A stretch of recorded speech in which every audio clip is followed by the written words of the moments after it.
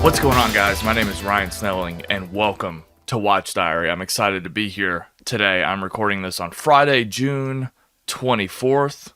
It's 11 a.m. in the morning. I've got my trusty Trenta cold brew here, and I feel like I've made a mistake with this lighting. I never figure out this lighting. It drives me crazy. Don't get it. Anyway, I don't need these right now. I'm feeling weird today. I'm not going to lie. I've had a great week. Today is just a backwards weird day for our country, and I normally don't like to, and I'm not going to talk about it. I'm just going to talk about my feelings. I'm not going to talk about the topic. But it's weird. I went through this like during COVID and during like the George Floyd stuff. When you have a podcast and you turn on the camera and you turn on the mic and you're going to go in and talk about something that's so, I don't want to say pointless, because I don't think art is pointless, but at the same time, it just feels so small and so just not important to our daily life. And, you know, I constantly fight with that because movies are my escape, and I think that this podcast could be an escape, or it could be a time that you can just get away from whatever you're doing or make whatever you're doing easier if you're listening or watching. But it just affects me the way that it affects you, though. I mean, when you wake up and see, news that makes people very unhappy, and you empathize, and you also feel helpless and you don't know what to do, and I don't know, it's just a weird day. And another thing too, and I'm sure Brando's gonna make a joke about it, Brando's gonna be on the podcast later, just the stuff that I do, it's hard to do it, and I think a lot of content creators can probably feel, I think the job that we have, quote unquote, is to eventually just get over it, because, I'm going to be doing this episode, obviously, whether I start the camera or not, but I'm just not as, with it as I normally am. I gave myself a new mustache, so that was nice, clean shave. You know what? I'm not a fan of it anymore. I'm not. So what I'm going to do is I'm going to wait for my beard to come back a little bit, and then I'll go back to how I am always looking, I guess. But I'm kind of done with the mustache, but it's all good. I watched Elvis, so we're going to review Elvis today here on the podcast. Of course, Obi-Wan finished, so we'll talk about that briefly. I don't think that these are going to be massive reviews. I only have so much to say about both of them.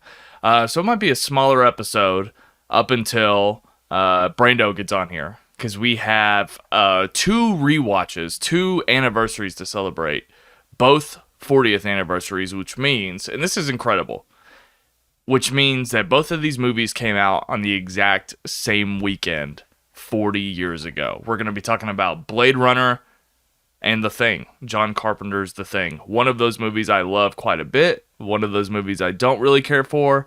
We'll see where Brando stacks up. But yeah, it'll be a fun, nice little episode. Normally the rewatches come out separately, but because the anniversary is on the day that Watch Diary comes out, it will be in this podcast, and that'll be it. So we'll do Elvis, Obi-Wan, and then those anniversaries. Another thing that kind of like bummed me out last night was I got back on Tinder and Bumble, and I don't know how I feel about it. I feel like better than ever about it, if that makes sense. Like, I feel like I have like a healthy mentality going into it, but at the same time, I'm not excited.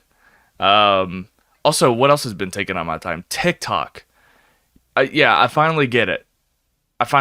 I always got it, but now I'm doing the thing that everybody's doing, which is getting on TikTok and wasting hours at a time. I didn't go to bed until about like 2:30 or 3, and like 1 o'clock is pushing it for me. Like, I usually go to bed around midnight, as close to midnight as I can, but my schedule's been out of whack the past few weeks. Got on TikTok for probably 2.5, 3 hours, just exploring.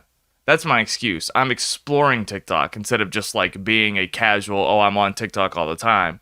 That's my excuse, I guess. And you know what? It's a lot of like police videos, and I'm not exactly sure why, Like, I guess I've watched plenty of them, and the algorithm is just feeding me more police videos. But I didn't mean to watch them, I guess, if it meant, like, catering the algorithm to, like, police videos. But here we are, I guess. So that's what I'm getting. Good police videos and bad police videos. But that's my algorithm so far. I like the neighbor ones. And I do like the Karen ones, but I like the neighbor ones too, where neighbors are just like fucking about and getting pissed at the person holding the camera, I guess. I do like those. You know what videos I love a lot are when they do like backyard transformations. Those are so awesome. So yeah, if my TikTok brand is anything, it'd be backyard transformations, just like I'm into chiropractic, YouTube, backyard transformation, TikTok. Is there anything else? I don't think so. Um, here's what I wanted to get on here and talk about, and it feels weird talking about it, and I know Brando's gonna make fun of me for it because all this week I've been pushing the promotion for a music video that I am a part of. I made. And so it's weird to talk about my band and music of all things today, but that's what I'm doing. This is hosted by Ryan Snelling, and I'm very excited to talk to you all about new music that I have coming out with my band. And it's like a weird thing to explain to people because the people that I've like met in my podcasting journey, it happened post when the band played live, but the band has kind of like always existed, if that makes sense. This goes back to like kind of like what Jay and I always used to talk about, where it was weird to us that bands used to break up in this day and age because you can just put out music whatever you want. Like if you want to stop playing live, whatever. But why do bands break up? It makes no sense to us. And that's kind of what happened. We broke up, and then we just kind of decided, hey, we can start putting out music randomly whenever we want. It's a little bit frustrating just because I have less of a life than my other bandmates, the bandmates that are most crucial to the process. And so I wish we could just do it all the time, but unfortunately we can't. But all this to say that I've had this music video in the bank for like over a year probably. This thing has existed, and I've been waiting for a reason to put it out. The reason is that we are prepping to release more music. So this music video, even though music video comes from a song that was released several years ago. I think the song was actually released in 2017. But the music video is just now coming out, partially because I didn't have the footage until about a couple of years ago. But also we wanted to time it with new music. That way we were just kind of generating buzz again. And so, yeah, that's what the music video did today. And if you're watching on the video portion, I might even like put it at the end of the podcast just so you can see what kind of music I make. But yeah, it's called, my band's Brave the Storm, and the song's called Strike Twice. And it was cool. You know, we wrote that song, you know, it was 10 years ago we wrote the song because it was a gift for my 22nd birthday. So that would have been 2012. Yeah. That's crazy. It was a gift for my 22nd birthday because I remember the conversation was, you know, what are we going to call this song? And we weren't playing live at the time. So it kind of felt like coming back or like resurrection. But also, let me rephrase. So my bandmate Josh, my best friend Josh, he produces and mixes and he records all the songs that we do. And so he gifted it to me because he was gifting his time. And they were finally, him and my best friend Eric, who's also in the band, were gonna write and record the song for me, and I wrote the lyrics and whatever. So we recorded it out of wedlock, I guess. And I was like, oh, I might just call it 22, because it was for my 22nd birthday. And they both looked at me and were like, hey, you know who this girl Taylor Swift? She has a song called 22 out literally right this second. And I was just like, oh, okay, well, never mind. We'll call it Strike Twice. So that was our big resurrection song. That was our big, like, I love writing songs like about the band. that are like just like moving and like heartfelt, because it's better than what I used to complain about chicks. So Strike Twice was one of those like, songs about the band, and it's always meant a lot to me. And we got to play it live once because we did a reunion show. I think like a year later, someone asked us to do a reunion show, and we got to play it live for the one and only time. And that's when this video was filmed. So the video was filmed like 8 or 9 years ago, and I'm just now putting out. The song was released later. Like, just our release schedule's all over the place. But it's definitely been fun to. I always take any opportunity to just have a look back at Brave the Storm and what the band meant to me, because it was an extremely important part of my life, and I don't know, maybe the most important. When you factor in just like what those relationships mean to me, and what that band gave to me, because before I ever cared about podcasting and before I ever cared about movies, I cared about music. And one of my oldest dreams was to be, and I've had 1,000 dreams. One of my oldest dreams was to be a rock star. Going all the way back to middle school. I just wanted to be in a band, and several years later, I met all the guys that I met in high school, and they gave me the band that I always wanted. And we made music that I always wished that I heard. And I truly mean that. Even though my influences, especially over the years, because our music sounds different depending on what songs you listen to, we had a ton of different influences. And it was always just because we wanted to sound like a band that already existed, and we wanted to be big in our local area. But eventually we just found this slot, and it was like, oh, this is what Brave the Storm sounds like now. And when we got there, it was just, I don't know, it's still magical to me. I mean, it means so much, because it was the sound that I didn't know I was capable of, but also I'd been waiting for and been wanting to hear. And it was so, it was aggressive, and, because I'm primarily a screaming vocalist, so it was aggressive while also being insanely catchy and poppy. And Eric and Josh have amazing singing voices, and their harmonies. I mean, the stuff that we were doing back in the day, nobody was doing. I shouldn't say nobody was doing, but nobody was doing it like us. Nobody had two powerhouse vocalists on guitar, and nobody was doing the harmonies that we were doing. And it was just different. And so anyway, all this to say that they gave me the gift that I always wanted. And of all the things that I've ever created, I'm most proud of the work that Brave the Storm did. So whenever we talk about putting out new music, I get really excited. And we have new stuff coming very, very soon. But for now, we released this music video for this old song called Strike Twice, and it's just a lot of fun, and getting to post and reminisce. And so I might post the video at the end of the podcast. If you guys are into that, you can stay along. It'll be like a post-credit scene, if you will. So anyway, I'll talk more about that probably when I have other things to talk about. But yeah, it's just that's been the best part of my week so far. That and seeing Elvis. But before we get to Elvis, how long have we been going here? Yeah, it's time to talk about Obi-Wan.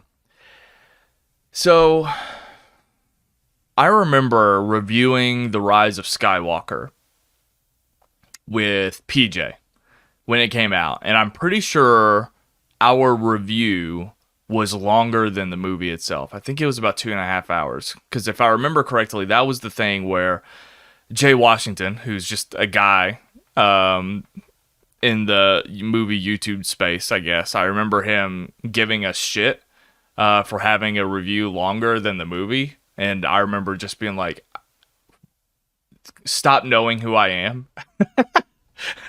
I remember just being like, first of all, what was amazing about it is I was always in a position to like, I critiqued them and like talked about them on podcasts that he wasn't aware of. So it's not that I can't be critiqued or anything, but it was also just like an out of nowhere attack instead of like being given a podcast where the sole purpose is to talk about this space. And so when he said that, I was just like, first of all, it doesn't even matter that our review's that long. And second of all, stop knowing who I am, please. Because I don't give a shit about you. But anyway, all that to say that my Obi-Wan Kenobi review here, it's probably going to be the shortest review of anything I've ever done Star Wars wise in the Disney era. I just don't have a whole lot to say about it other than I was disappointed with it. There were definitely there were cool things about it. The first episode I thought was really solid. First episode was probably still the best episode, because it brought us into, I think it gave us exactly what we expected. And not that that's always important, but we expected it because it was like them responsibly handling the character in the story. And so I felt really good. And, we get to see Joel Edgerton there at the beginning. And that was really nice because you do need to give us a bit of an explanation as to why there is a story, if that makes sense. Because we go into A New Hope, and the Obi-Wan Luke stuff is so fresh, and Luke is so unaware of his past history. It's like, hey, how is this TV show going to take care of that? And if they aren't going to take care of that, they better justify it, and they better find a way for me to buy into the retconning.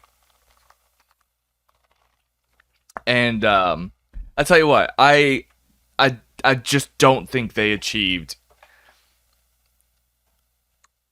I don't think they achieved what they were going for, and it's really, really sad. I was almost going to say it's almost disappointing, but I'm done being disappointed, I guess, now. And maybe I just said I was disappointed, but now that I think about it, it didn't take a whole lot out of me.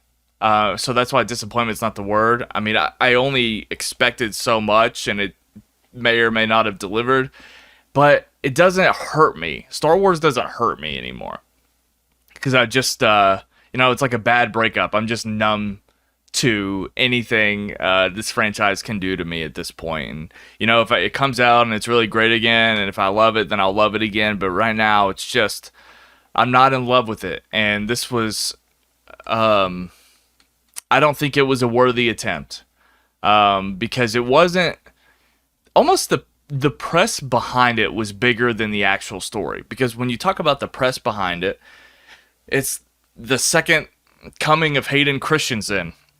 And I don't think this show was enough for Hayden Christensen. I really don't. I think you probably could have just... I say this in retrospect, but it's almost like it didn't justify him coming back enough. Because it was mostly Vader. There was one flashback that was okay. The flashback wasn't even that great. So the show never lived up to, I think, what its promise was and what its press was. Honestly, I think there's in the finale, I don't know if this really spoils it, but in the finale, of course, there's this big lightsaber fight between the two, and it's a lot of fun to watch. It's like reminiscent of the video games where Vader just kicks a whole lot of ass and can grab ships out of the air and just throw them, but I'm watching it the whole time, and I'm like, I don't think this is shot that well. I didn't think it was shot very well, so it took me out of it a little bit, even though the scene was cool. There was always just something on my mind about it. How it just didn't live up to how big I thought it was supposed to be. And I also don't feel like that's on me, for me to think that it was supposed to be as big as it could have been. I don't think that's on me, because I think when you have your first and maybe only chance to bring Obi-Wan back, and you give him a story that isn't really about Obi-Wan Kenobi, I just think that's, we can debate the quality of the show all day, but in terms of like if it served this character, how great was the story it told, I don't think it was good. The thing about Boba, what's interesting about Boba Fett is that Boba Fett, and I know he's not in the show, but Boba Fett was a character that came from the original trilogy that we all clamored for and all loved just because he looked cool.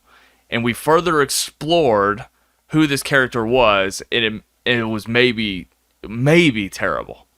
Maybe just flat out awful and a sin against humanity. that's what I've noticed about Star Wars is that it's hard to come up with great new characters at the same time. And I say that because maybe it's always better to just have cool looking characters do cool looking things and then just leave it at that.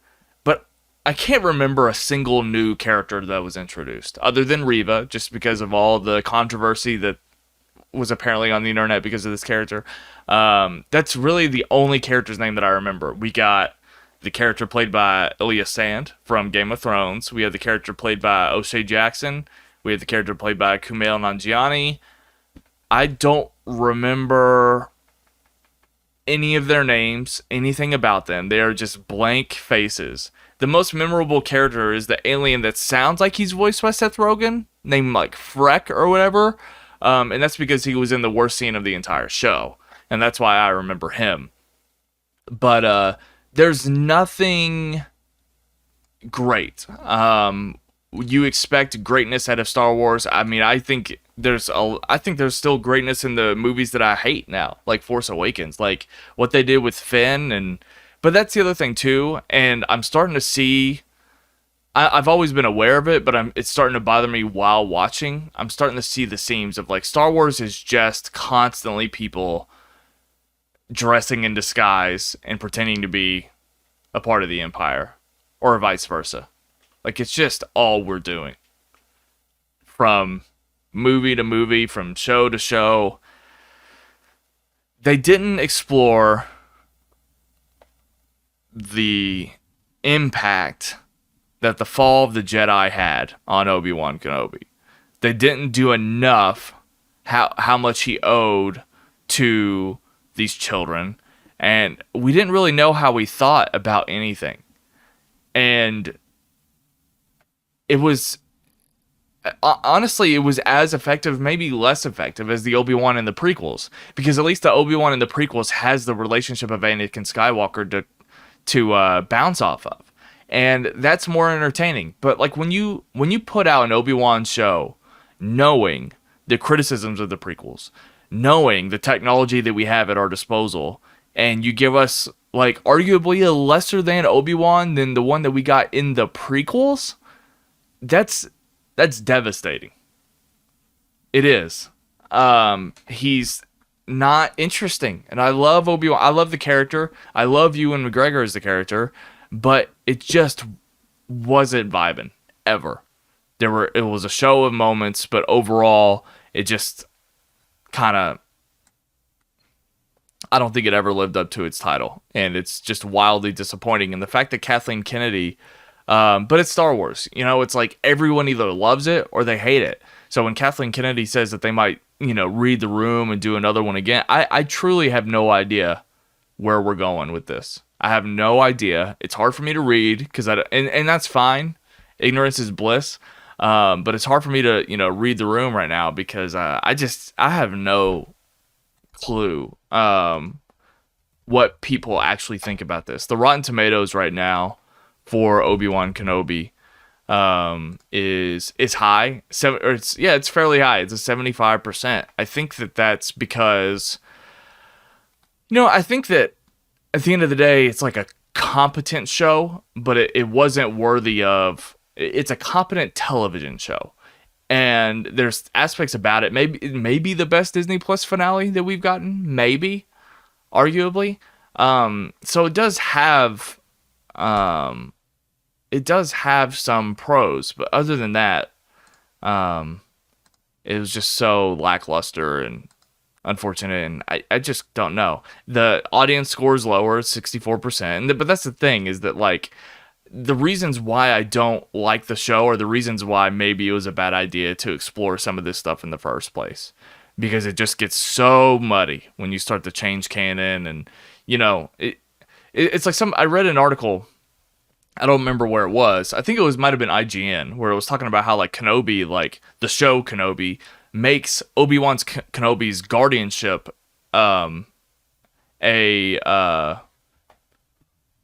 what did I want to say? Not an obligation, but like a detriment to Luke Skywalker. and like it's almost like it shouldn't have been that he stayed there. The show makes it seem like he shouldn't have stayed there the whole time, which, that's the whole point of A New Hope, is that Luke Skywalker had this guy watching out for him the entire time, but now it's like it just doesn't seem like it makes a whole lot of logical sense anymore. And the show didn't help that. So anyway, it was a thing that I watched casually. I told you at the top I was going to review it when it was all done because I just didn't have enough to say or want to talk about it on a weekly basis. And I'm glad I made that choice in retrospect. It was a show I watched, and that's about it. So that's Obi-Wan Kenobi for you. Let's talk about Elvis. I put up a out of the theater reaction on the YouTube channel yesterday, so go check that out. I have my raw reaction to the film there. I saw a fairly early Thursday screening. It was at 5:30, and I almost missed it. I looked at the other day. I looked at my Apple Wallet and accidentally read my Thor tickets as Elvis. So I thought it started at 6 because that's when my Thor screening starts. So this entire day yesterday, I thought I was going at 6 o'clock. It was like 5:25 when I looked at my phone and I was making sure that it was added to my Apple Wallet. And I saw that it was starting in like less than 10 minutes.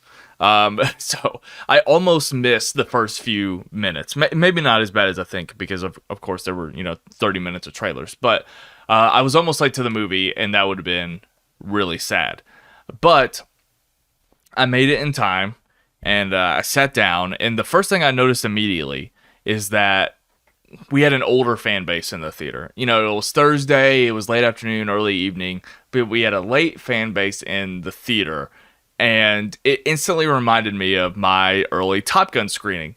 And you know what? I feel like that's a lucky charm right now. I saw Top Gun, I think every screening was like in the middle of the day, so it was always like an older crowd, and they're either like quiet or they're like fun, excited, like just happy.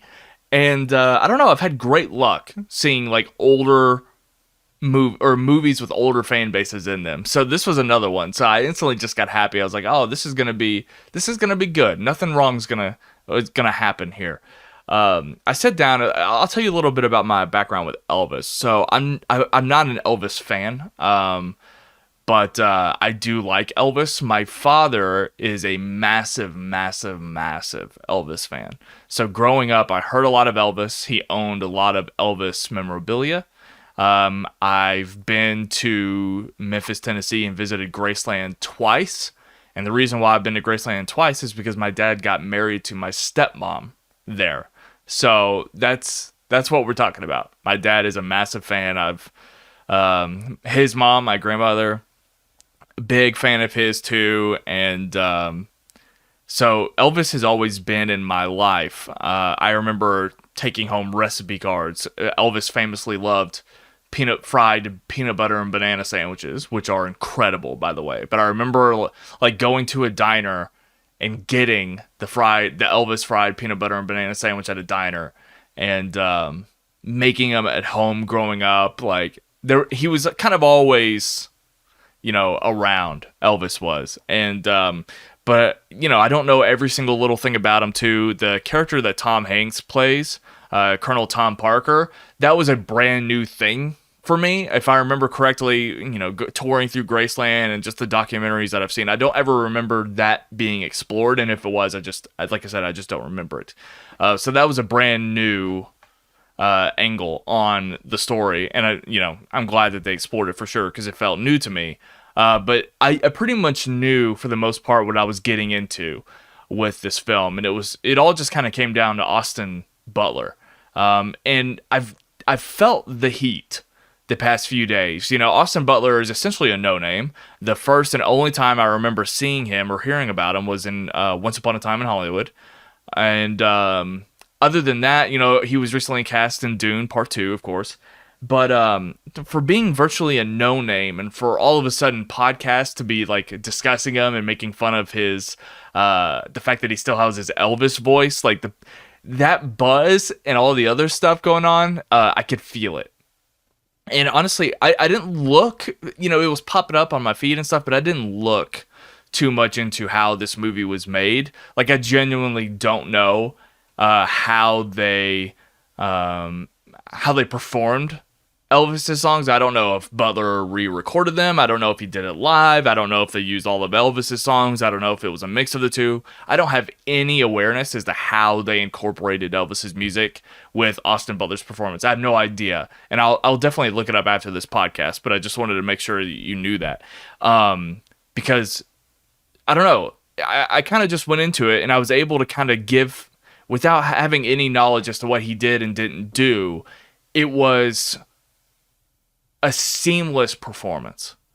It was a wonderful performance, and I thought Austin Butler probably crushed. Like, look, if we want to talk about musical biopics, the most notable as of late are, of course, Bohemian Rhapsody, Rocket Man, and now this. And I would say that this is probably the best performance of all three.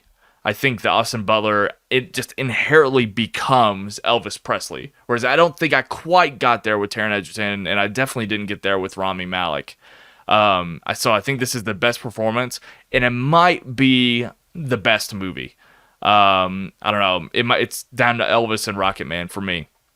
But Austin Butler is incredible, and I feel like he's going to be a huge star, and I'm excited to see what comes out of this. I'm excited to know a little bit more about him and sort of explore him on like podcasts and stuff like that.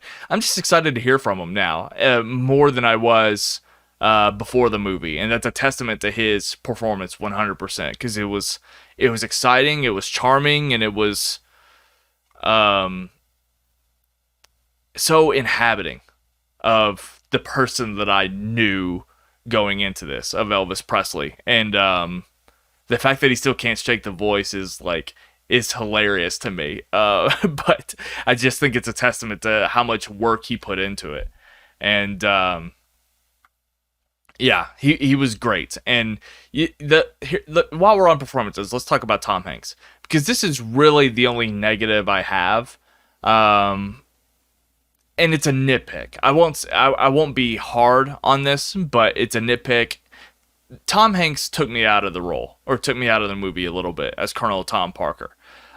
Without knowing anything about this man, and the fact that he opens the movie with his narration, and it's from his point of view, and I don't really know if they even stick the landing on that per se, but I understand showing his side and showing his intent, but at the same time, I don't really know what the point of him being the narrator was.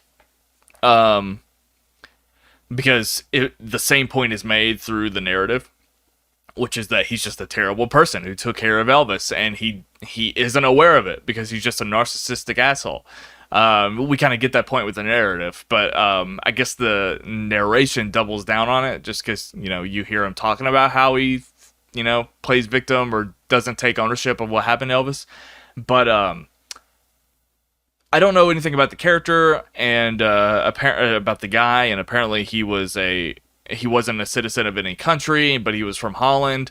But that was the thing, because Tom Hanks is in like prosthetic makeup, and it's Tom Hanks. Like, this wasn't a Colin Farrell as Penguin situation. Like, it just came across like I literally thought to myself, is Tom Hanks just doing Goldmember? Tom Hanks felt like Goldmember to me, in the prosthetics and his voice. And again, this was before I knew anything about him, like being from Holland and stuff. I literally just pieced it like, he's playing Goldmember.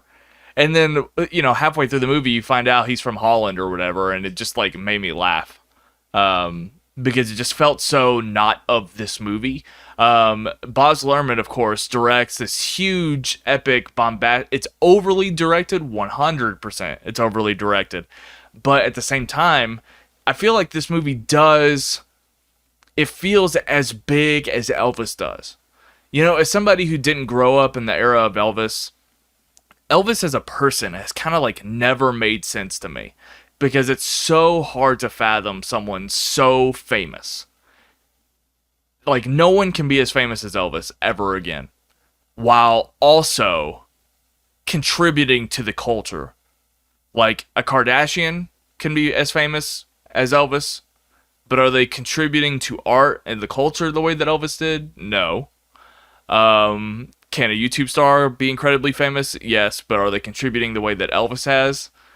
No.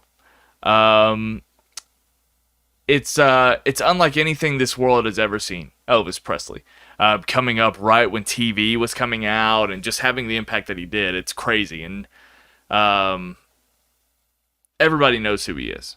So to have someone of that stature, of that importance, this movie feels as big as Elvis is at times because it feels epic in a way. Again, overly directed for sure, but that's just Baz Luhrmann. But I thought it was really, really well done, and I was thoroughly entertained. Maybe another nitpick is that it was a little too long because it clocks in at like 2:39, 2:40, so it was a little long. I wish it was maybe like at least 15 minutes shorter. But I'll tell you what, I think a lot of the stuff that I was familiar with, again, having seen Graceland, I think those recreations were done pretty well, what they could do with the visual effects and everything. Um, and I just feel like they did such a great job. I remember watching, a lot of the live performances that were captured in the movie. I saw a lot of these performances, like his TV special and, some of the stuff that he did at the International. I've seen a lot of that footage growing up, and it looked the way that I remember it, even though it's obviously filmed wildly different with a different style and quality. I remember, and it took me back to watching it for the first time. So that was really, really nice too. So somebody who has all of the knowledge, but isn't a fan in particularly of like Elvis Presley or a fan of even like Baz Luhrmann, I still thoroughly enjoyed this movie, and I thought it was really, really good. Definitely got the bad taste out of my mouth from Jurassic World Dominion a couple of weeks ago.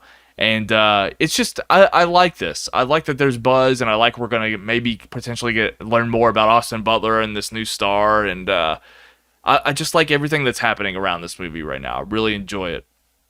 Yeah, the thing about Baz Luhrmann, I don't know a whole lot about Baz Luhrmann as a director. I was kind of disappointed with the Get Down. I was really excited about that show, but I was disappointed when I watched the first couple of episodes, and I didn't continue it any further. The Great Gatsby, I don't like his Great Gatsby, but I also just don't really care about that story in general. I read the book in high school and just kind of thought it was nothing. Um, and the movie just made it like more annoying to me.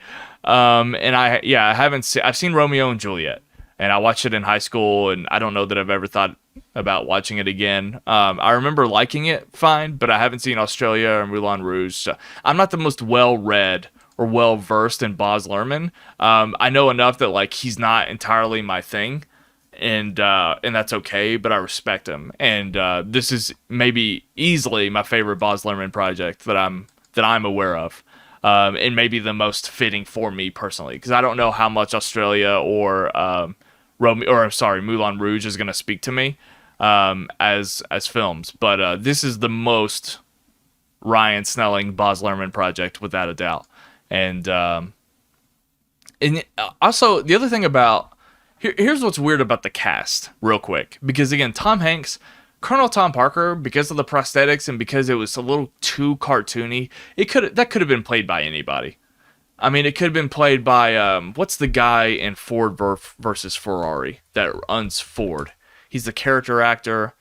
Like it could have been that guy. What's his name, real quick?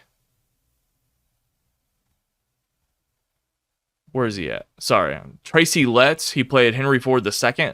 Like that guy could have played Colonel Tom Parker, and it wouldn't have distracted, because there's not another known actor in this entire movie other than Cody Smith-McPhee, and he's in it for literally like 10 seconds.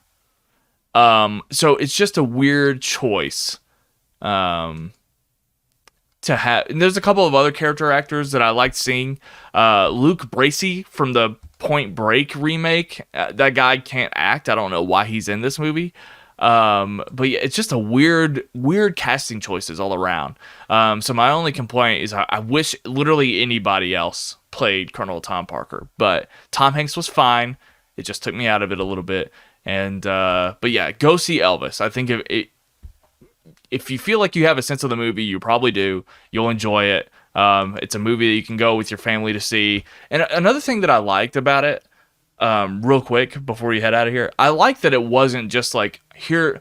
there were moments where, oh, here's how Elvis came up with this song. And also, like, they kind of, like, touch on the appropriation. They made it seem, like, super, like, reasonable, though, if that makes sense. Like, not like there was, like, any ill intent, but this guy just so happened to appropriate, you know. But at the same time, they didn't spend every moment just showing you how he came up with or created these songs. Like, there weren't really any scenes of him in a recording studio. There was a nice scene towards the end where he was working out his show at the International and he was playing with the band, and I really liked that. But it really came down to his life, and it came down to his relationship with Colonel Tom Parker and with Priscilla, and I liked it. It just didn't feel like, oh, because sometimes when you watch one of these biopics, I mean, even Rocket Man felt this way.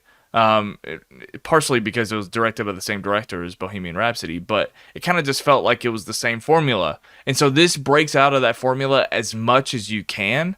And I think that's another reason why I'm going to give Baz Luhrmann credit for being Baz Luhrmann on this film, is because it was enough to make it feel different and give you sort of a different feeling, different experience than maybe you did with Rocket Man and Bohemian Rhapsody. So anyway, this is a really, really solid movie, and I'm excited to hear more about it, hear more from the stars and the director, and listen to some podcasts about it. So definitely check out Elvis.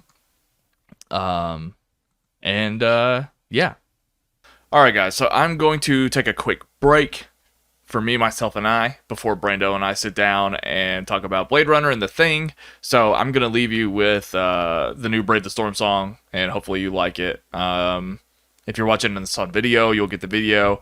If you're listening to this, you'll get the audio. So there's that. Strike Twice by Brave the Storm. This song's called Strike Twice. It came out in February. I don't know if you know it or not. We don't either. But here we go. The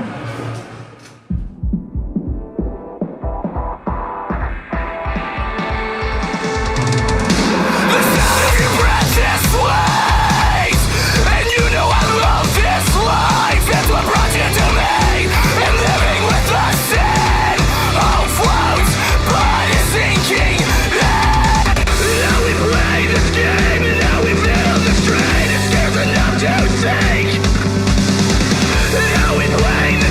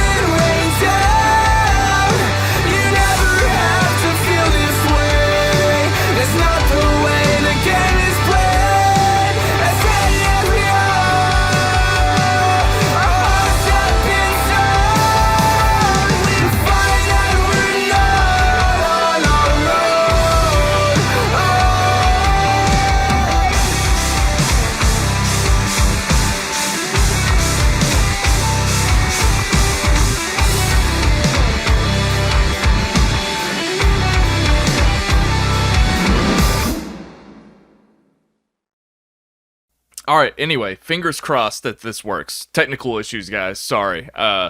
This is working differently than usual. We put out these rewatches typically as separate episodes, but there's been a little bit more build up to this conversation. How are you? How are you? I'm great. Obviously, I'm on my son's Turtle Beach headset mic today because Daddy forgets. Yeah, Daddy forgets. I thought I could wear my AirPods, and I found out today that I can't. Actually, you know what? Maybe I didn't find out. Guys, we've done like so much troubleshooting off air. Whatever I just did to get it to record now, maybe I can work my AirPods back in, but I'm not going to do it right now. I'll try it another day. So yeah. I real quick just reviewed Elvis. And guys, if you don't know, Brando named his child Elvis. How do you feel about this movie coming out? Are you excited? Do you want to go see it? I'll go see it. You know, I like Elvis Presley fine. I've just Baz Luhrmann for me is a weird dude. Like, you know, I've only seen one of his movies that I thought was any good. And like even rewatching that, I don't know how good it actually was, but it's that Romeo and Juliet movie. Yeah. It hit me in all my preteen, you know, lust. But I thought The Great Gatsby was not good. And I haven't seen Moulin Rouge because silly. Yeah. So that's where we're at. And another thing, too, because I don't think you're going to bring it up because it's uncomfortable, but I am going to prompt for it and give you the room for it. How do you feel? Did you get a good laugh this morning knowing that I had a music video to promote while the country was in turmoil? Of course. I texted you from the pool. So I took my sons to the pool because #GreatDad. And I texted you knowing that you would be upset that the country can't focus on the great song that you're releasing because of Roe versus Wade getting overturned. It's a sad day for our democracy. As a Christian, I am sad that this is going to be put on Christians, but it's not a faith thing. It's a what kind of person are you thing. So that's all I'll say about it. That was the only way I knew to bring it up. Like, I kind of like teased it at the beginning of the show, but I was like, I can't make fun of this on my own because, you know, I was testing the waters a little bit. I've been watching a lot more stand-up comedy, and you know me, I think I'm a stand-up comedian, even though I'm far from it. So I want to tackle the hard issues in a way that I think is funny, but unfortunately, it's the way that only I think is funny. That's right. So yeah, I needed you to be able to kind of bring that up because it's been a weird morning. So anyway, we are here to tackle the 40th anniversary of both John Carpenter's The Thing and the original Blade Runner. I'm assuming you knew to watch the theatrical cut of Blade Runner, right? I watched the final cut.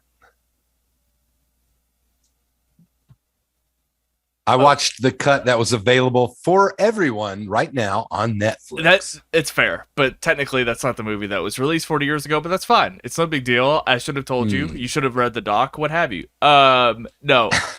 So you watched both because as I understood it, you were only going to have time to watch one, and I thought that we were going to separate the videos, but you watched both. I've watched both. We're going to be able to just have one video talking about both, right? Mm-hmm. Okay. Yeah, I watched one last night. I watched The Thing last night with my wife. Okay. And then I watched Blade Runner this morning by myself. Okay. All right. So we can go about this multiple ways. On another previous take, before we had tech issues, I kind of I was astonished to see or to hear that you didn't realize that they both came out on the same weekend. So I did not.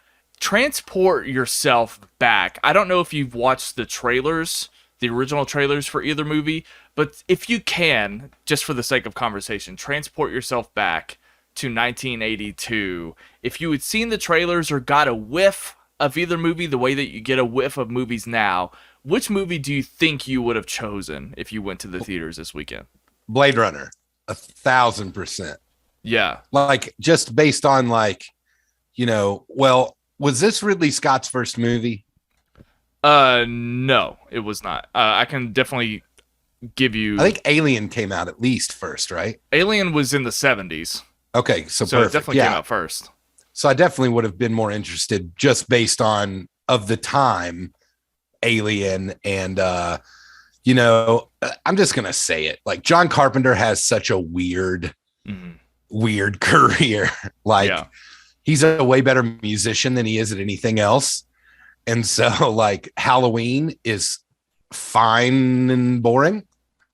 And so I would have been more excited about Blade Runner. Blade Runner was the follow-up to Alien. So Alien was 79 and Blade Runner was his next film.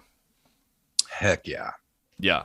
So knowing what you know now about both movies, which movie did you wish you would have gone to see opening day? After I've rewatched them both last night and today, yeah, Blade Runner. You are kidding me. No, this is why I said this is going to be a conversation, my friend.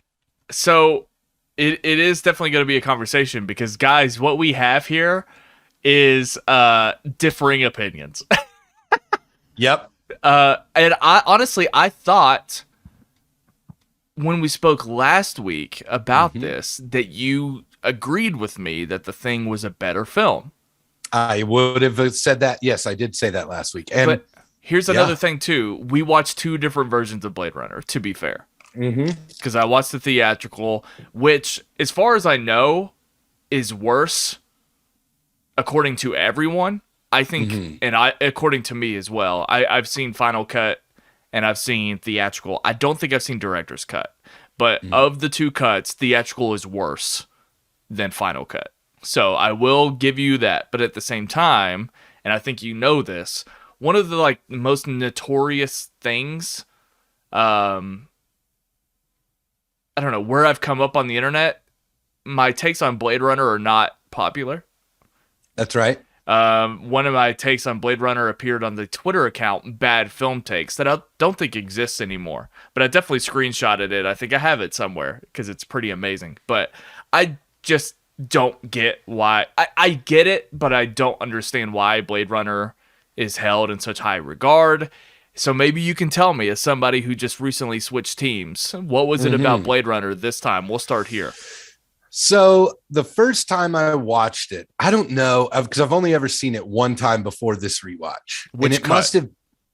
I've only ever seen one cut. I've only ever seen the final cut. I think that's the version I watched last time, because nothing surprised me. However, the last time I watched it with someone who also did not like the movie. Okay. So we were just having a good time making fun of the movie together. And so that maybe not have been the best movie watching experience. And so, yeah, dude, I rewatched it and for 30 minutes in, I'm going, oh no, I was wrong. This is brilliant. Wow. So I always thought it was a beautiful movie. I don't know how much different the final cut looks from the version that you watched, but it is just a visually stunning, believable landscape. Like you're just transported there. I was actually 30 to 40 minutes in, I'm going, oh, this might be one of, not only is it good, but it might be one of my favorite sci-fi films ever. And I don't know if it was the experience of watching it alone that made it so different, but the movie has sins, and we'll talk about those. It's not a perfect movie, but the world building and especially after just watching The Thing. Yeah. So watching that last night, I was like, oh, this is genius. And it made me, I cannot wait to watch 2049. Oh God. This. Okay. So yeah, again, it's important that look, my stance on Blade Runner really hasn't changed, but I think if there was any more of a disconnect, it's because I watched the worst cut. I'm familiar with. So Mhm. it's almost like I'm doubling down and we're like further apart because you saw the better cut. If I had watched the same cut as you, maybe it wouldn't be so different. But like basically my take on Blade Runner this entire time, I find it to be very, very dull. It goes without saying that it's beautiful. Of course it's beautiful, but I find it to be dull, and I just don't really care about anybody. And the thing that makes the movie so iconic, I think, supposedly, you know, an iconic character played by Harrison Ford. Actually, it's probably not one of his more iconic characters, but it was definitely right around the time he was becoming a movie star, for sure. Yeah. But nobody goes to, you know, Deckard when they're thinking of Harrison Ford performances. Harrison Ford movies, but not Harrison Ford performances. Like he didn't make the character iconic. In my opinion anyway. But so I don't really know why I care about any of it. I appreciate it visually.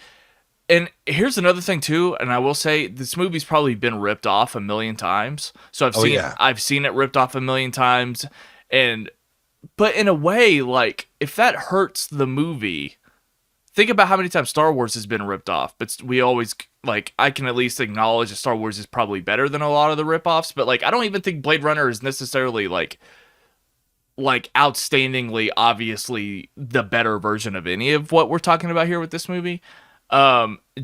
Jay famously said it, and I agree so much, that the monologue that's so iconic, it's the clip of Rutger Hauer at the end and the tears in the rain bit. Like that's the clip that every time Blade Runner's talked about it, like the Oscars or like YouTube videos that, you know, essays that are about, that's what they point to. And I think it's like literally the most nothing thing that's ever been said that movie fans love. Yeah. It's like, I get it. It's not that I don't understand it. I just think it's weird that character and what he was basically the influence of all of it, that character and what he said and I just don't really get why it's so impressionable. So I think, so I hope that those scenes were the same. Like from what I think I understand, the original cut ends with like a monologue, like a voiceover. Is that right? So the entire movie has a voiceover, and it's terrible. And I'm glad you brought it up. Have that. Well, it's obviously the worst thing about it. Okay. So you and I, we get the story, we get the characters for the most part. You saw things I didn't. I heard things you didn't, because this narration, it's awful. Okay. It's almost like it doesn't fit the movie at all. Harrison Ford, it's just almost like he doesn't know how to voice over. It's really it's almost like as jarring as if I had done it.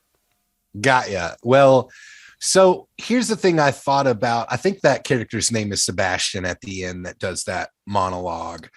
What I like about it, and I'm gonna nerd out, so just like I don't care, like get over it. But like you can see the influence of this in things that I love that don't hold your hand, like Cowboy Bebop, for example, is an anime I'm sure you've heard talked about all the time.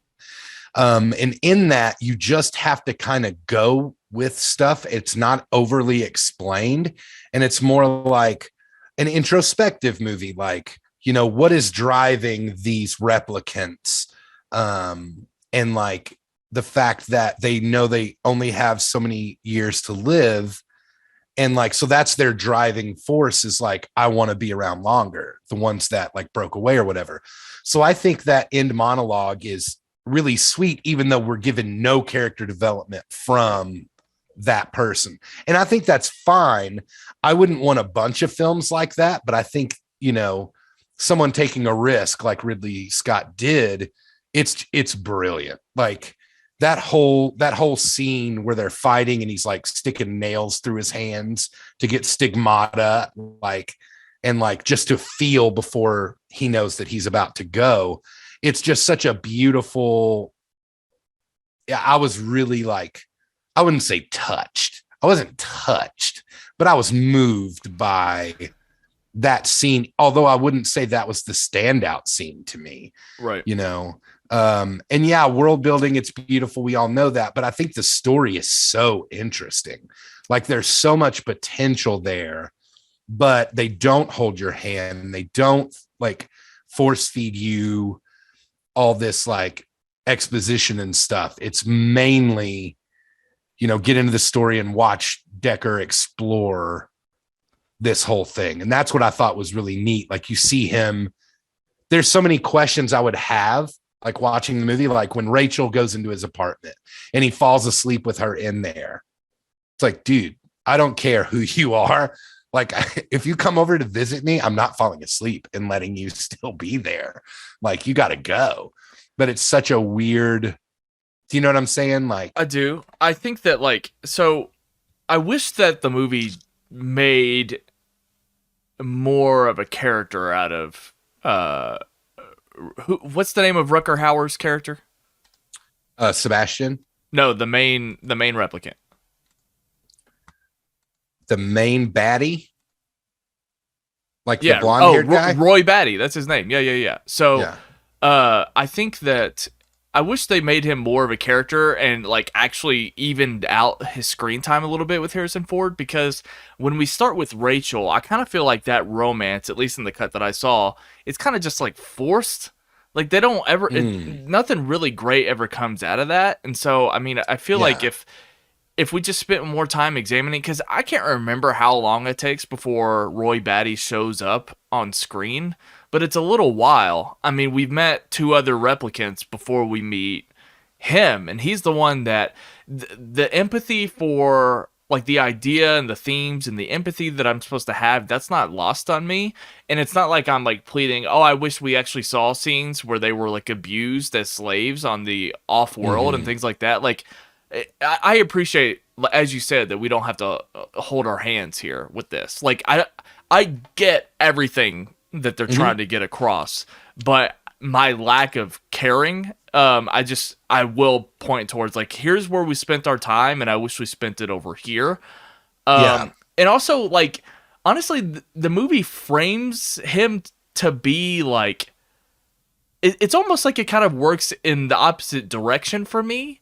Because the movie wants him to be like such a bad character that I don't walk away with, oh, he's one of the greatest villains of all time, because I understand where he's coming from. Like, it's not, the way that we discuss some of our favorite Marvel villains. Like, he kind of is always just in a bad light. And I'm just like, yeah, I get it. But I don't ever find myself like loving or empathizing for him as much as I want to. And it's just kind of weird. Yeah, like it's not as like, it's almost like the film isn't as gray as the subject matter is, if that makes sense.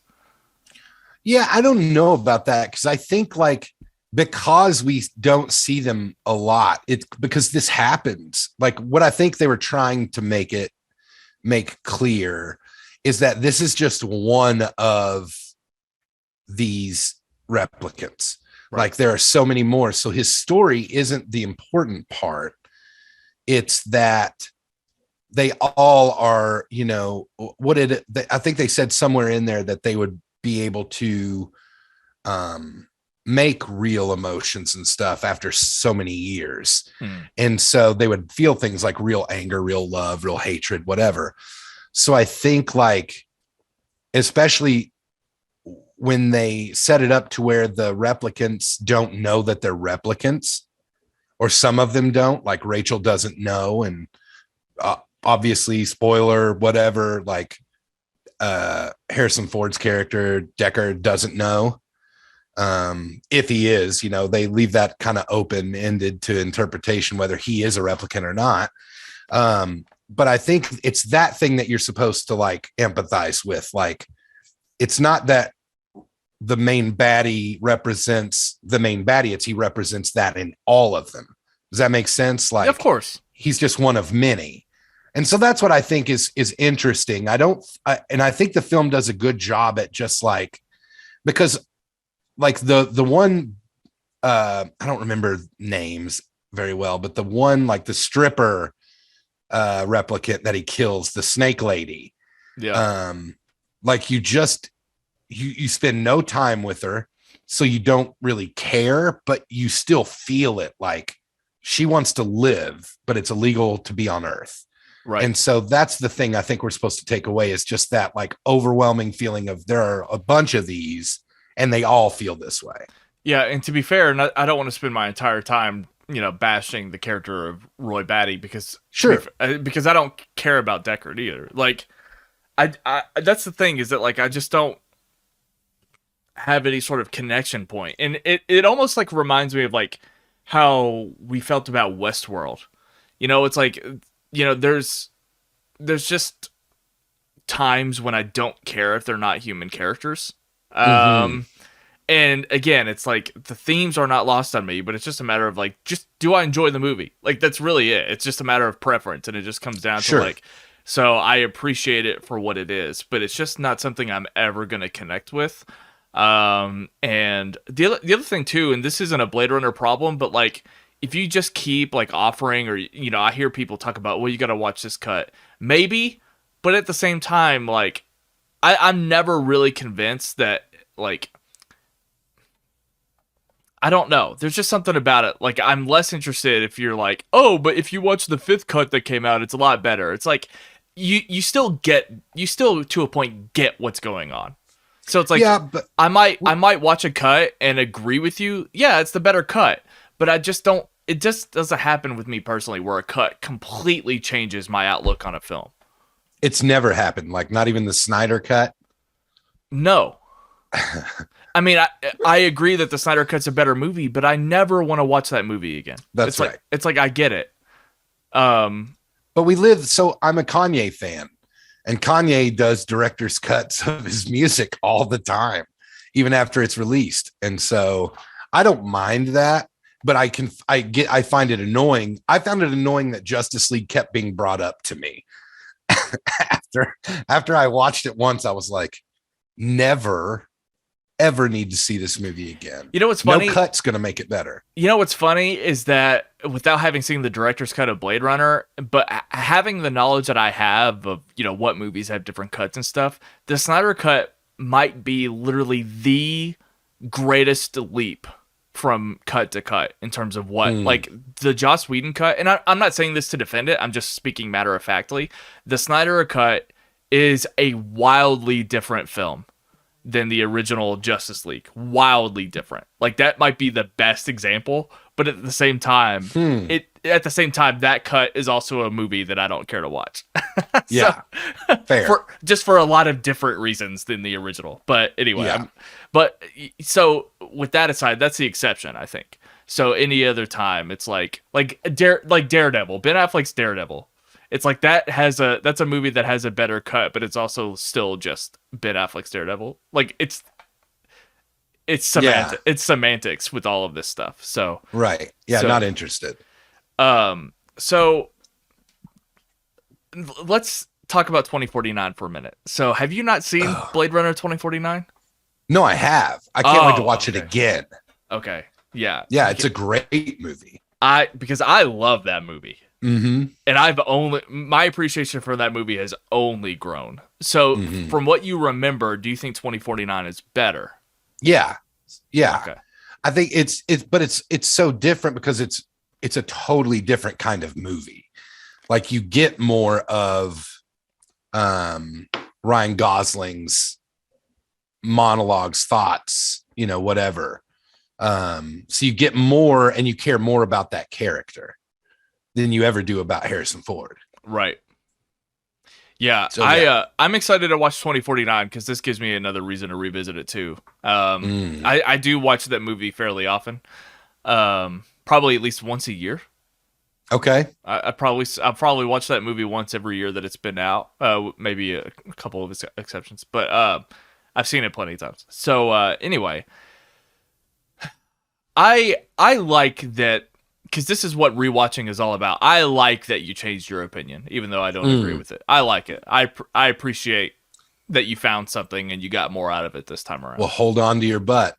Okay, so are you going to go... Are you ready to talk about The Thing now? Oh, yeah. So are you going to go the other way? Oh, yeah. Really? The Thing rewatch was, I will say, so frustratingly long. Okay. Like, so again, I watched it with someone who also did not like the movie. So maybe I need to stop doing that. Are you talking about last night? Yeah. Oh, so not like years ago. Last night you were with your wife who doesn't like the movie? Yeah. And we were watching it and she's like, oh my God, this is so boring and slow. And I was like, it is. You're right. You're not wrong. The thing that stuck out, pun intended, the thing that stuck out so much during this rewatch is just how terrible the acting is. It's maybe the worst acting of a movie that is so beloved ever. So, since you watched them back to back, don't you find that the pacing is very similar to Blade Runner? But what's happening in Blade Runner is interesting. See, okay, it's just preference. It's just opinion. And you can predict what's going to happen in the thing the whole time. Like even on my first watch of that movie, and I loved it, but the first time I watched it, you could tell what was going to happen. Well, I mean, I think you can. Not literally. I mean, I think you get conceptually what we're going to be doing, which is like, oh, we're constantly going to be second guessing who is the thing, but it's not like you know who it's going to be, if that makes sense. So it's more of, you're participating. I think this is true. I think you participate in the thing way more based on its concept. So it's the cheat code. It's got, in my opinion, a more thrilling concept. And it's a game. We're participating a little bit more, and there's also a level too of like, I think it's a greater what would you do in this situation than Blade Runner is. I mean, Blade Runner, I think topically everything is there, but again, you're participating more in the thing, and I think that is why I'm more engaged by it. But I remember the first time that I saw it and I was so blown away because I feel like the movie tackles every, when a movie comes out like this nowadays, it's almost like, yeah, but what if, this happened this way and this movie didn't explore that. This movie kind of explores every single scenario that you can be in, while also being about survival and while also being like a horror genre alien picture. That it explores every example of how people would react to said thing that The Walking Dead covers, along 3 seasons. The Thing has it all in one movie.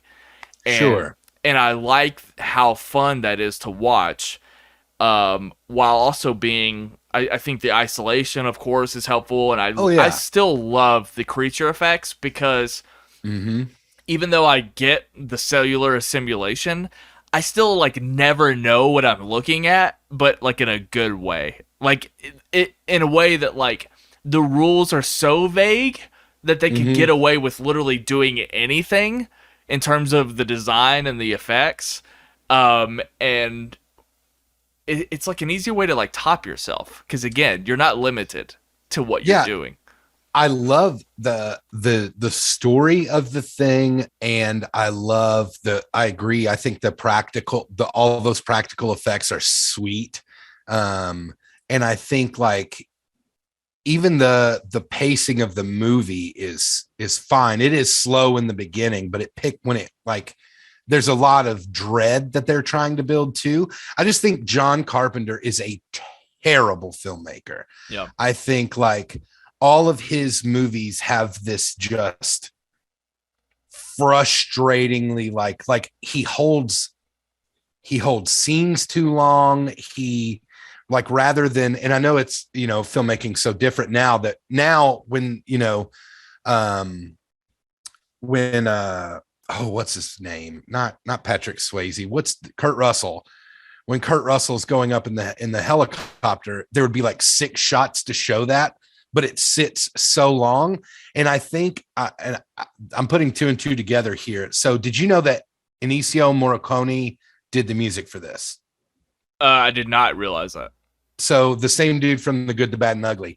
So I don't know if he's trying to like bring that up in a way because shots were held so long on stuff that's so boring, like a helicopter landing.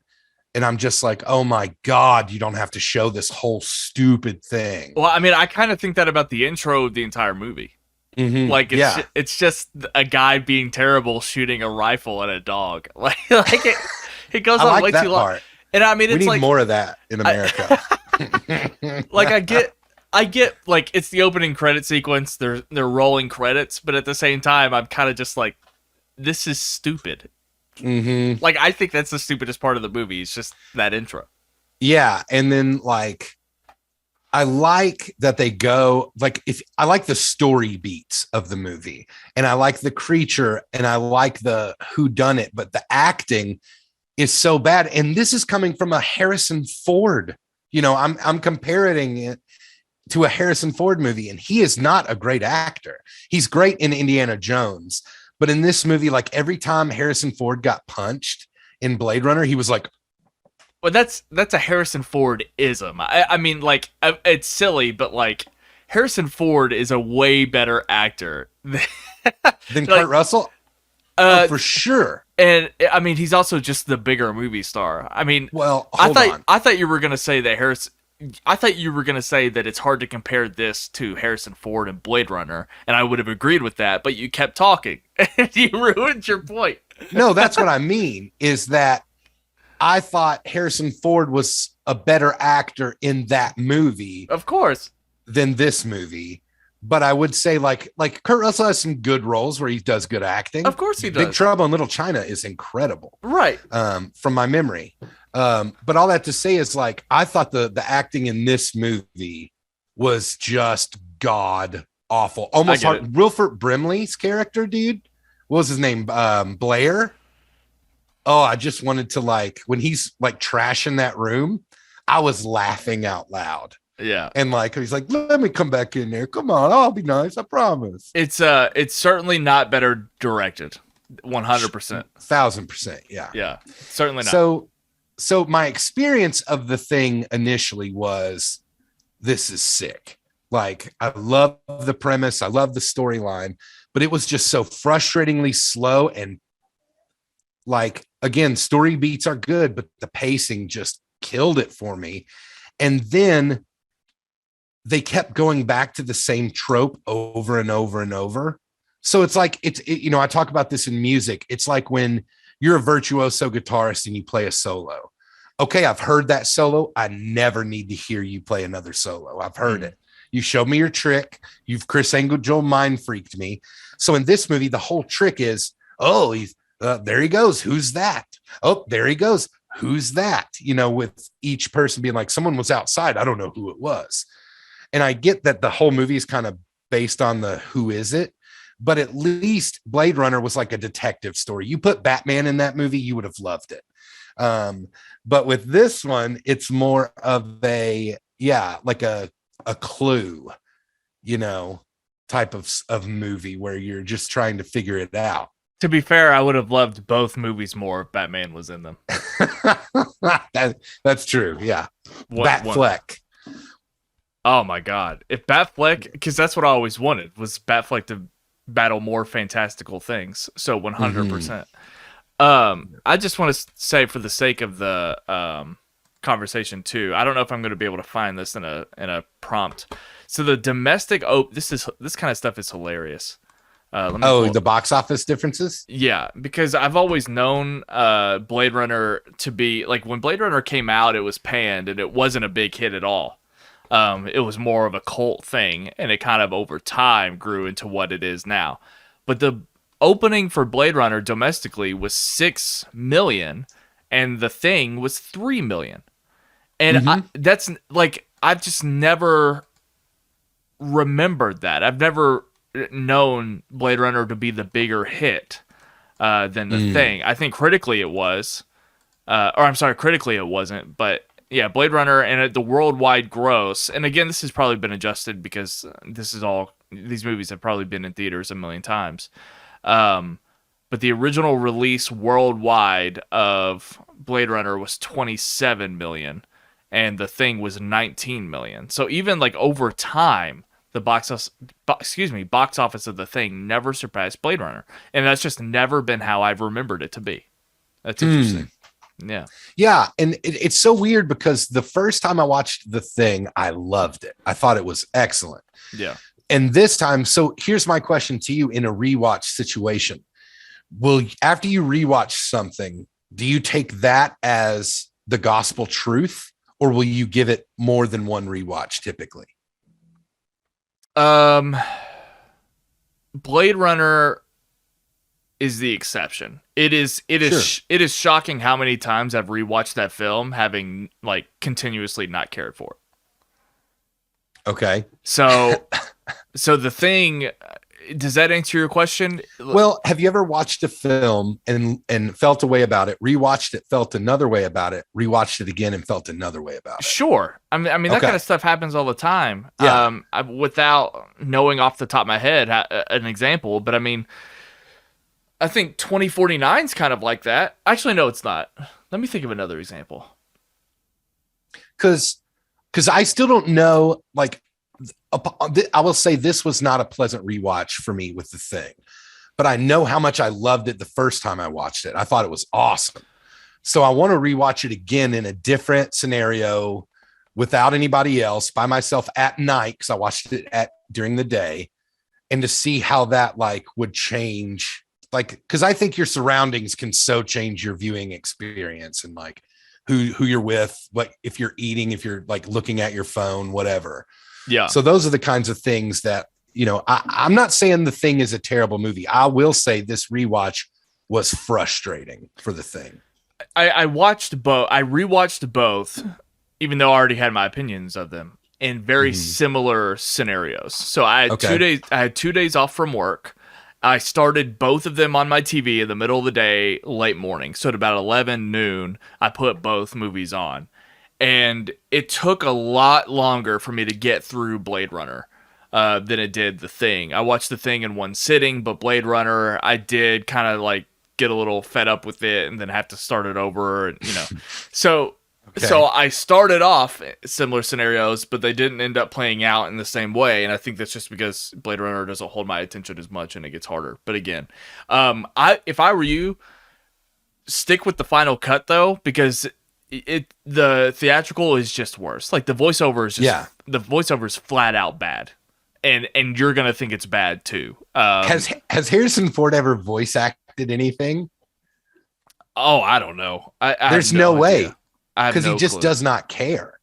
I don't know if he's been like a random animated voice. I would be curious to see that, but I highly doubt it. Same, because he just doesn't have that. I mean, his whole thing, I think people have like a loyalty to Han Solo that at least the first movie, there's no reason for.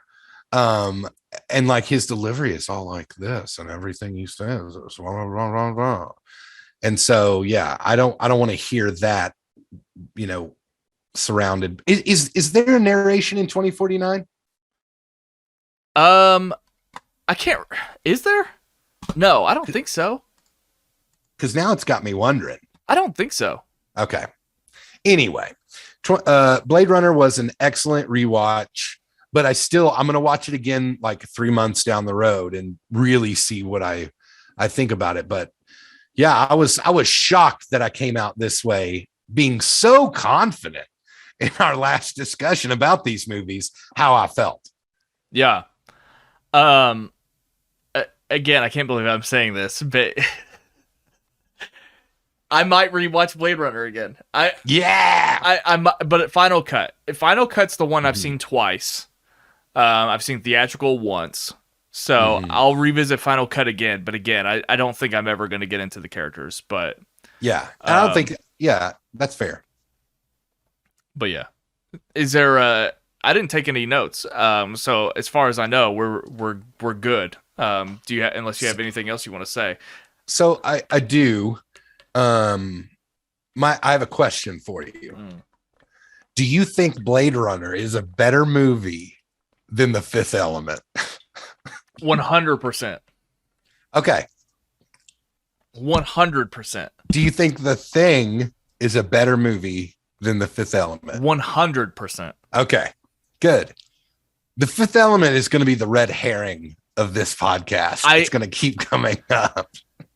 like you're gonna know if I don't Mhm. think a movie is better than The Fifth Element because of how angry I am.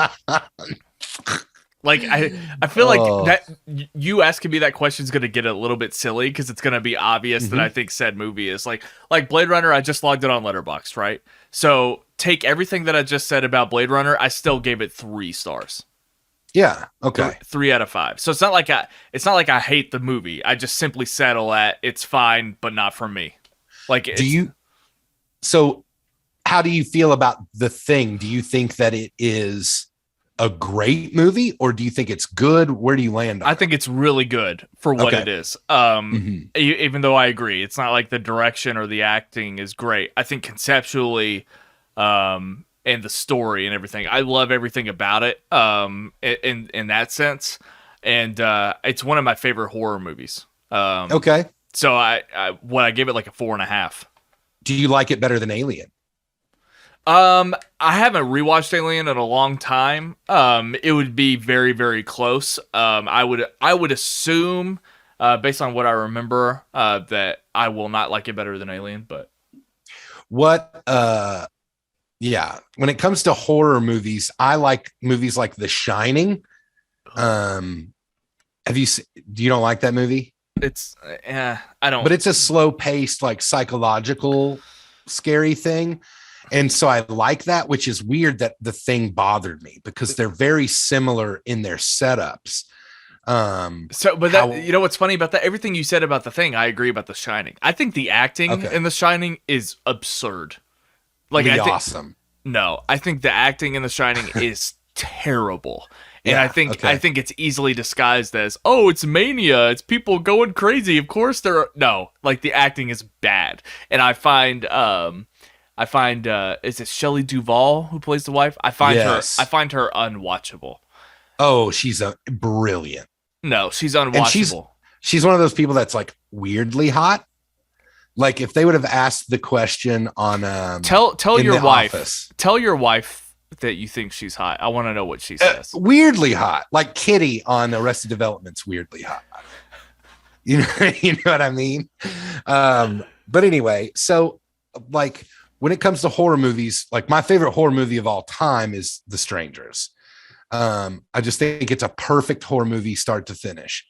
But the gore in The Thing was weird. And I know that like John Carpenter is that guy, but even in Halloween, there's not that much. But the reason why I think I like The Strangers, but the reason why I think The Strangers is actually really good. But the reason why, there would have been a time where I've been like, oh, The Thing is my favorite horror movie. Okay.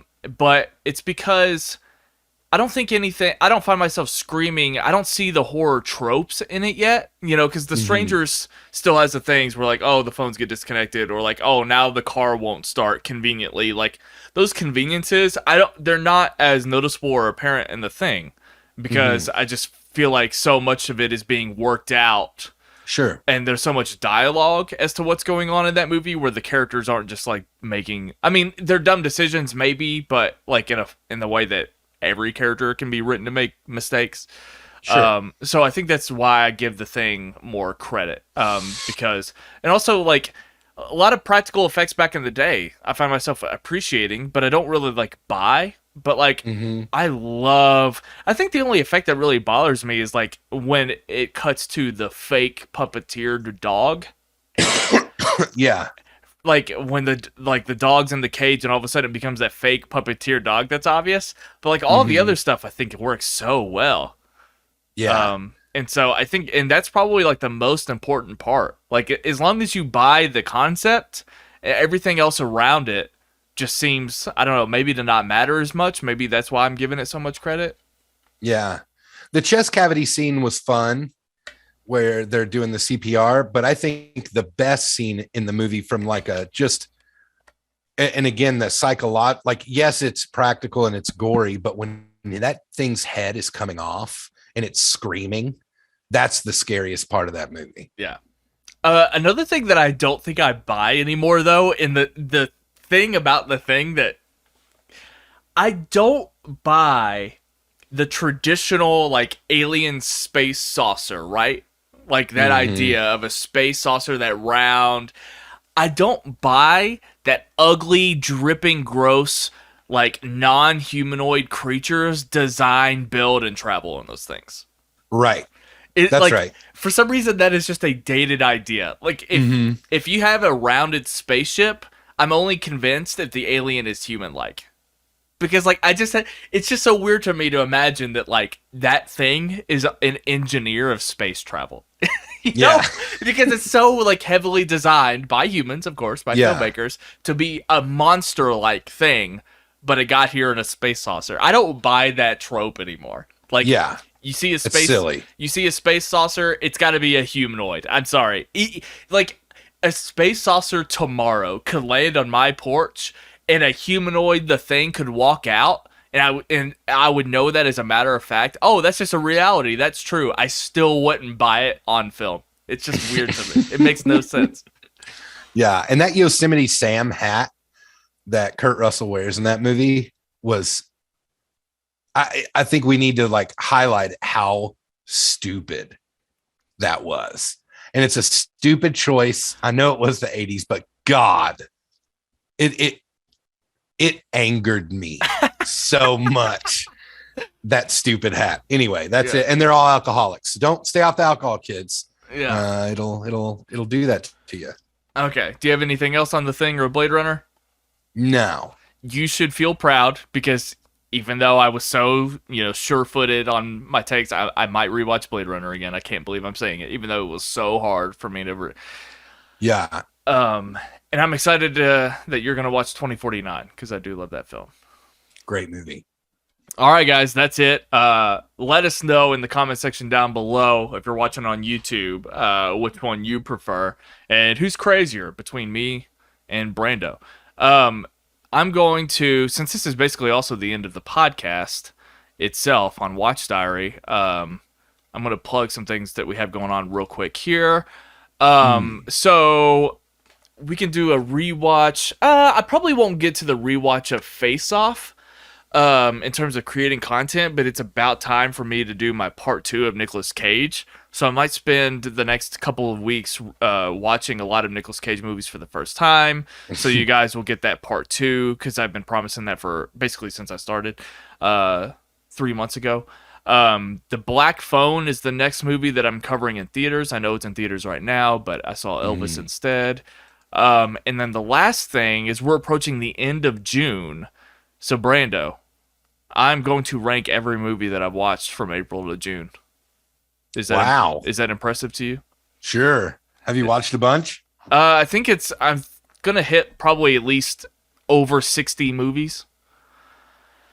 And I might even rank, since it's the middle of the year, I'll probably do a top 10 of 2022 so far, but I might rank every movie that I've watched this year, which would be well over 100. Have fun. Yeah. So anyway, guys, a lot of mid-year content coming, more Nicolas Cage, and and then also we have Thor. All that stuff will come out after Thor. Okay. I want to get Thor out of the way. And then July, there's not a whole hell of a lot going on in July. So anyway, there's that. Marvel feels that way too. Are you saying because it doesn't compete with anything? Is that what you mean? I mean, let's get these people out of here. Yeah. Is this going to be Hemsworth's last Thor? We don't know. Like he's Thor so movie? Hot. Thor movie? I don't know.